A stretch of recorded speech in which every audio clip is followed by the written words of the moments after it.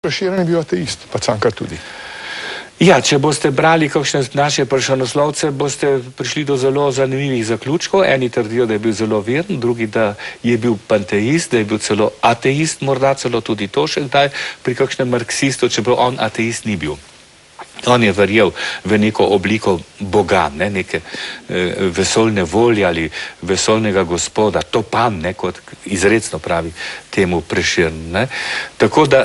Ja, on je imel probleme s cerkvijo, Ne, on je imel probleme z zastopniki cerkve na tem svetu. Ja, duhovščina, ja. To je znano iz Kranja, ko je bila maša in je šla ob 11.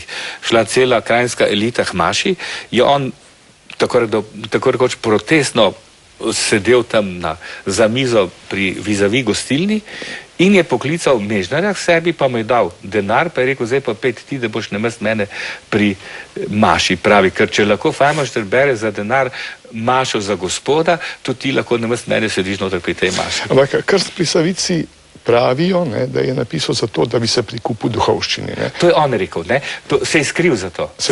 Absolutno se je skril. On pa Črtomir sta, bom rekel, vero sprejemala pravi, recimo, dr. Kos, na zunaj, na znotraj pa ne. Ja, veste, tu enostavnih odgovorov ni na te stvari, ampak moja teza pri tem je vendarle ta, da je poskušal s krstom pri Savici prikazati trenutek, ko je slovenstvo zgubilo to svoje metafizično ozadje lastne oblasti. Kajti Črtomir je zaljubljen v Bogomilo. Bogomila je recimo da vrhovna svečenica ali pa edina svečenica v krstu na Blejskem otoku. On je poveljnik vseh Slovencev in bojuje zadnji boj. Takrat, ko mu speljajo Bogomilo in jo spreobrnejo, zgubi ta slovenska oblast praktično svojo metafizično utemeljitev. Ker tam on sam zastavlja vprašanje, no vse zadnje, ko se pogovarja in ko ga prepričujejo, da bi prestopil v krščansko vero, on pravi, to je Gospod ljubezni, Bog ljubezni, ta novi Bog ljubezni, pravi, ja, kaj pa tisti Bog ali boginja, ki mu je Bogomila služila, je bila tudi boginja ljubezni, tudi, kako in v čem se zdaj razlikuje en Bog ljubezni od drugega Boga ljubezni. To so zdaj zelo subtilna vprašanja. Na koncu se je Prešeren dal spovedati pred smrtjo, Ja, no to so... Je sprejel obhajilo in tako naprej, To so zgodbe... Pa Cankar tudi. Tudi, vsi sedem imate... Cankar je vaš čas proti cerkvi, on je nastopil na predavanjih in tako naprej. Zadnja stiska je zmeri pač nekaj posebnega, se imate danes marksiste, pravoverne, ki se bojo tudi izpovedali in šli v obhajilo, če že odpremo ta pogled na stvari. To je trenutek, ki je popolnoma poseben v človeškem življenju, zagotovo. Kaj je Prešeren s tem mislil? Mogoče je to bila za njega samo je bilo simbolno priznanje tej vesoljni volji, ki obstaja v obliki te erotične, ljubezenske energije, ki druži ljudi in tako naprej, da se je hotel s tem priznati k tem, kakorkoli že jemljete, zelo občutljivo vprašanje. Zanimivo, recimo, da se je po letu 90, ko ste že vi v politiki bili, se je verjetno postavljalo vprašanje, na čem zdaj utemeljevati to slovenstvo naše? Ali na tem, se pravi, na cerkvi, na veri, na rekatolizaciji, na refeudalizaciji, ali na, bom rekel, na nečem novem, na duhovni svobodi, libertatnosti in tako naprej. To je bilo najbolj vprašanje. Ja, veste, kako je, 200 let smo šli pri tem to pot, da smo tako imenovani narod, kot skoraj da metafizično kategorijo, imeli za svojo to vrstno utemeljitev. Zato še danes zelo močna ta nacionalna poanta v vseh teh političnih in vseh drugih dogajanjih. In ta narod in narodnost se je hkrati identificirala z jezikom. Levstik, ki so ga imela prele v mislih in v besedi, je ob neki priložnosti zapisal, vzemi narodu jezik, vzel si mu vse. To je skoraj da metafizično gledanje na jezik. Jezik utemeljuje narod. Narod je tista reč, zaradi katere bomo šli, tako kot Mojzes v Kanaan pred svojim ljudstvom, to pa Jurčič piše, čeprav v ta Kanaan ne bomo nikoli prišli, to je neka posebna morala, njihova visoka, ampak utemeljitev je vendarle samostojnost naroda. Narodna samostojnost, državnost, kakorkoli pač to reči imenujemo. Omenil sem, da ste blestečo profesorsko kariero pravzaprav v začetku 80-ih let zamenjali za politiko, kar je bilo pravzaprav presenetljivo. Tukaj vas je čakalo namreč še veliko izzivov in tako naprej, vi ste pa šli, bom rekel, za kulturnega ministra takrat. Skozi vsa 80. leta se je postopoma dogajalo nekaj, kar bi jaz imenoval politični reformizem.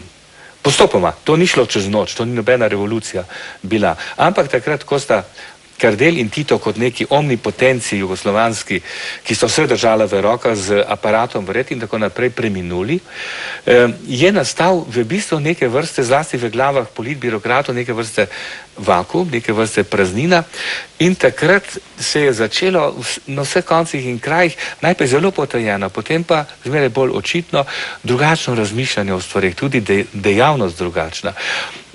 Jaz sem takrat na predlog Bena Zupančiča pokojnega prevzel tisto sekcijo za jezik pri SZDL-ju in sem prišel do tega, da je naš odnos do jezika pravzaprav bolj moralno kot strokovno vprašanje in zato sem ustanovil nekaj, kar ni bilo sprejeto v celoti z aklamacijo in vendarle odigralo neko svojo vlogo, imenovalo se je jezikovno razsodišče. Tam smo zelo hitro treščili na vse mogoče socialne probleme. Tistih 5 jezikoslovcev, koliko nas je bilo tam zbranih, smo bili ves čas bombardirani z vsemi mogočimi, banalnimi, manj banalnimi problemi, pošte smo imeli nič, koliko do prepirov na hišnih svetih in tako naprej. Tu se je začelo stekati, bi rekel, nekaj, kar bi imenoval družbena mikro problematika, recimo, pa tudi makroproblematika. No in stvar je potem nanesla, da smo treščili na vprašanje srbokrotizacije jezika in to pa je bilo že občutljivo politično vprašanje vse jugoslovanskega značaja in takrat je moralo to zelo močno in zelo... To so bili recimo nastavki politike in to, kar ste počeli kot kulturni minister, ste se ukvarjali s 1000 drugimi stvarmi kot s pravo politiko. Prava politika je potem prišla, vi ste tedaj, ko ste prenehali upravljati to delo, rekli, konec z Bogom politika, ne grem več sam. Ampak zanimivo, potem ste se vendarle ponovno pojavili, bom rekel, v CK-ju, kot bom rekel... Ja, kot hujša oblika politike, ne? Bi lahko rekli danes. Ja, zakaj? Seveda, CK je ljudi, kot ste bili vi, bom rekel, ugleden znanstvenik, intelektualc, so jih preprosto potrebovali zaradi svoje legitimnosti. Jasno. In zaradi to, ker niso imeli idej, se niso mogli sami izpeljati vozalni kamer ven z mesta.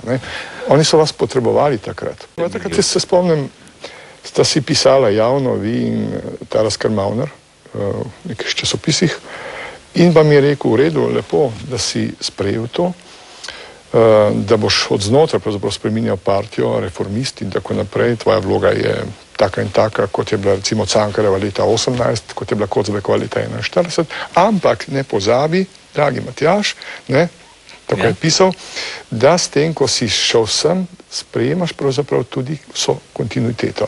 Se pravi, partije, vse nečednosti, ki jih je počela. Kaj pa boš zdaj s tem? Ja, to je neke vrste stigma vnaprejšnja, zlasti v očeh kulturnikov, ker z njimi je imela partija zmeraj pač neke dvoboje in mirjenje moči in tako naprej in tako naprej. In je takrat postajalo zmeraj bolj očitno na novo. Tu je ta kulturniški zagon je bil toliko močnejši, koliko bolj sproščena je bila politična sfera. Koliko več je, bom preprosto rekel po starem, dovoljevala. Ni treba misliti, da mi je šlo gladko in da brez neprespanih noči in podobnih reči, ko sem gruntal, kaj bi se dalo napraviti, ko sem hodil tudi na sestanke Nove revije in jim pripovedoval stvari in tam, ko so govorili o tem, da je pač potreben več strankarski režim, sem rekel, pa ga skupno napravimo. Jaz vedel, da sem takrat poslušan, ker sem imel tudi svojega referenta v vseh teh službah in tako naprej, ki je bedel nad mano, kaj bom okrog počenjal in govoril in tako naprej. Ampak zdelo se mi je, da je to smiselno. In zlasti še, ker je bil pa Kučan v teh rečeh pa zelo dosleden, moram reči, zelo previdno realističen, kot je, po naravi, zelo znal oceniti stvari in tako naprej. Nikoli nisva prišla v teh stvarih v spor, razen da sem mu ne dvakrat zameril, da njih stvari ni pustil, to sem še zdaj prepričan, čez mejo na Koroško ali pa uvoz literature iz Koroške, recimo od Mohorjeve družbe ali kaj takega. To že so drobne stvari.